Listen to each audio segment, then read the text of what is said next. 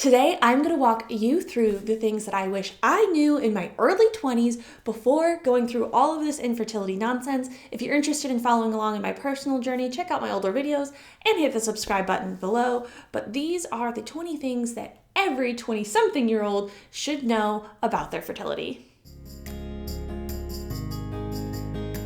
Very first thing off the bat is a misconception we want to get out of the way right away. The 20s is when you need to think about your fertility. Even if you're not planning to have kids, the 20s is when you want to start planning and get a handle and a benchmark on where your fertility sits so that you can plan for the future. The second thing I want to bring up is that when I say everyone, I mean everyone needs to know this, because 1 in 8 couples will struggle with infertility. That's 12% of the population.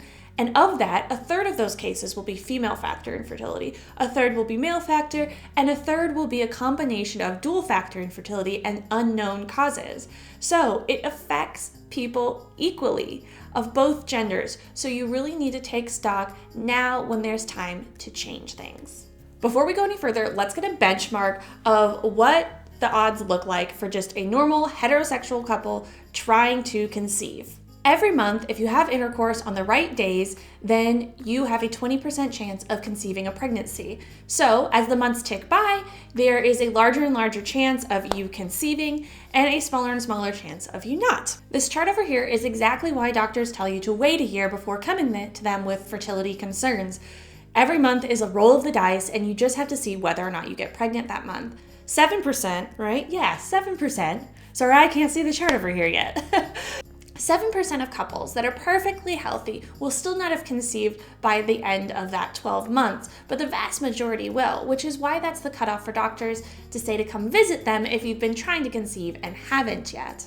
This data represents healthy 20-something-year-olds, which is why you need to start thinking about fertility now instead of later, because into your 30s and definitely your 40s, your fertility is greatly impacted, both on the male and female side of things. If you think you might want to put off having kids into your 30s, which is very common nowadays, in your 20s is when you really need to start getting evaluated to make sure that you have your 30s to conceive. For women, doctors can perform a simple blood test that checks on your ovarian reserves and gives you a good benchmark of how fertile you are now and where you are on the diminishing ovarian curve.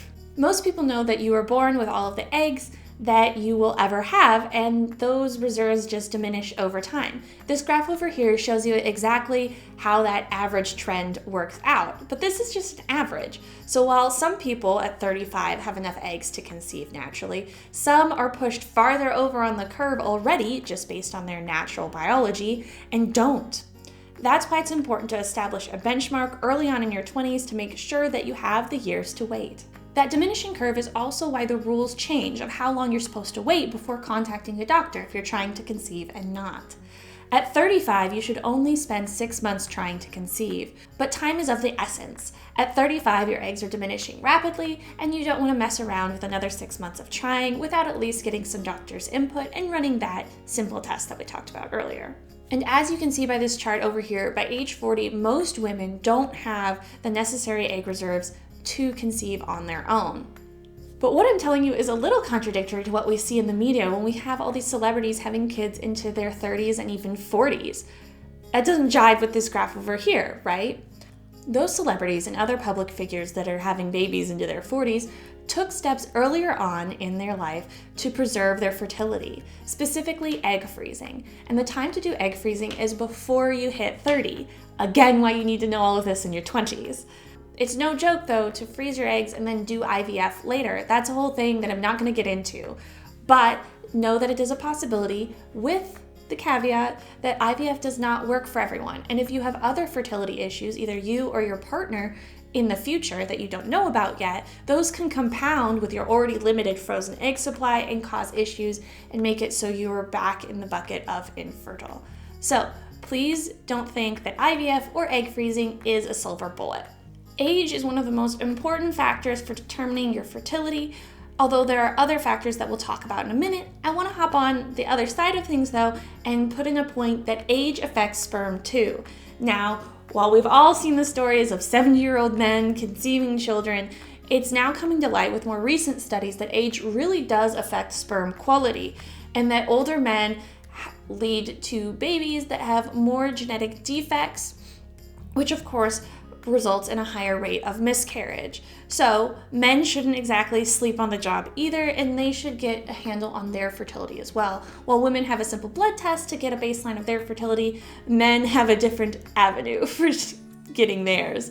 A simple sperm analysis is a great place to start to see where your fertility lies and make sure there aren't any big issues there. While age is a major factor in both male and female fertility, there are other factors too that you should take into consideration.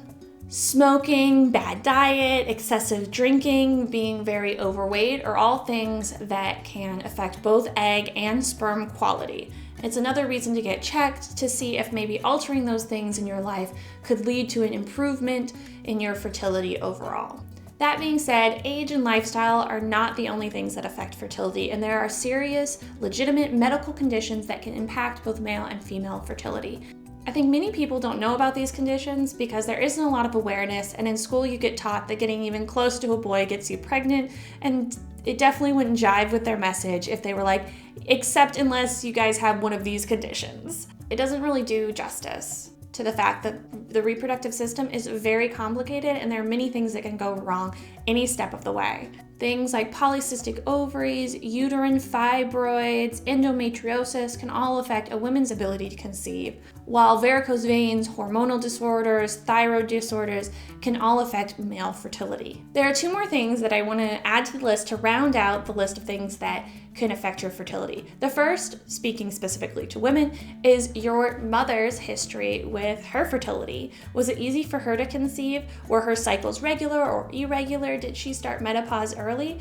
These are things that, while it might not be a comfortable conversation, it's good for you to know because it's part of your medical history and gives a good indication of what could be in store for you in the future. Secondly, goes for everyone, STDs like gonorrhea and chlamydia also can affect your fertility. So please disclose to your doctor when you're getting your fertility checkup that if you've had any of these conditions, even if they've been dealt with, because they could have lasting effects on your fertility. I said it before, but I just want to reiterate it. 1 in 8 couples will struggle with infertility, and it is such a time-dependent situation that I really implore you all to go and talk to your doctor about getting a baseline fertility blood test or semen analysis just to make sure that you are on the average curve and you don't need to start thinking about your fertility before you actually want to have kids. This is a friendly reminder that you never know who has struggled to get pregnant and who hasn't, so please be kind to those around you. And until next time, ladies, keep on fighting.